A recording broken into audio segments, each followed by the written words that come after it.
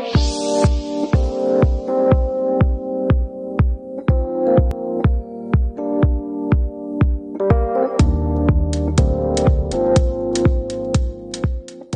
livres qui m'ont le plus inspiré dans ma vie, de femme en tout cas, sont les livres d'une romancière qui s'appelle Annie Ernaux, dont j'aime tout le travail et qui parle vraiment du quotidien. Parce que moi, ce qui m'intéresse, c'est le quotidien. Je ne suis pas très science-fiction, fantasy, tout ça. J'aime les petites choses qu'on ne remarque pas. Et la famille, les relations familiales, les relations amoureuses. Voilà.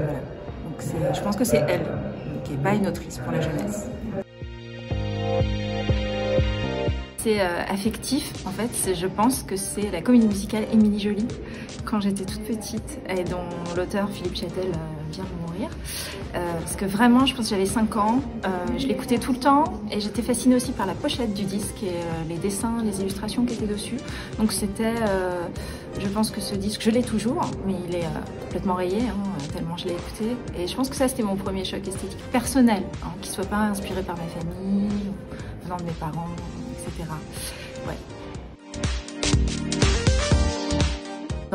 Il y a 2 étapes, c'est-à-dire envie d'écrire quand j'étais enfant ou ado, j'étais fille unique, je vivais toute seule avec ma mère qui n'était pas très présente et voilà, je me réfugiais beaucoup dans l'écriture et ensuite j'ai réécrit à partir de 30 ans, une fois que j'ai eu des enfants qui commençaient à grandir et là je me suis dit quand même j'avais envie d'écrire pour de vrai et de envoyer des textes à des éditeurs, etc. en voyant ce que ça donnerait.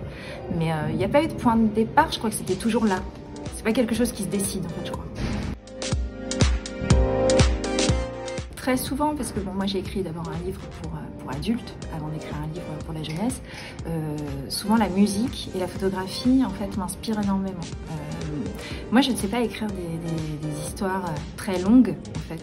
Et j'écris plutôt des scènes, des petites scènes qui sont comme des polaroïdes. Enfin moi c'est vraiment l'impression que j'ai en fait quand j'écris.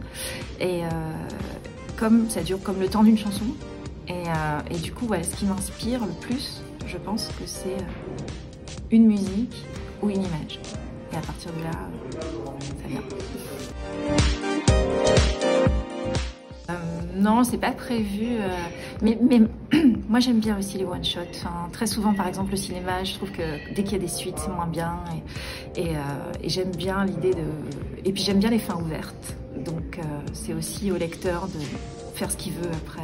Ça ne nous appartient plus, de toute façon. D'abord parce que j'en ai 3. Donc, voilà, je vis avec des ados. Enfin, maintenant, mes filles sont grandes. C'est qu'elles viennent de quitter la maison, toutes les 2. Et puis parce que je suis prof dans la vraie vie, donc les ados c'est mon quotidien.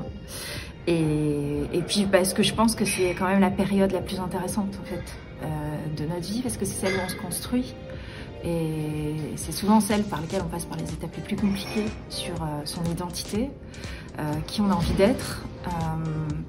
Donc on traverse aussi des crises en fait. Et du coup, c'est une période charnière et très très inspirante. Voilà. Là, actuellement, je travaille sur un projet de recueil de poèmes avec une illustratrice. Voilà, donc on écrit toutes les 2. Enfin, elle m'envoie des dessins, j'écris à partir de ces dessins, ou c'est moi qui lui propose un texte et elle dessine ensuite. Voilà, donc là, c'est une collaboration. Alors, quels sont mes projets? Donc, finir ce projet-là, qui est un petit projet en poésie, finir mon second roman pour adultes, voilà, que je suis en train de terminer. Ça fait 2 ans que je suis dessus, donc ce serait bien qu'il se termine quand même. J'espère sortir l'année prochaine.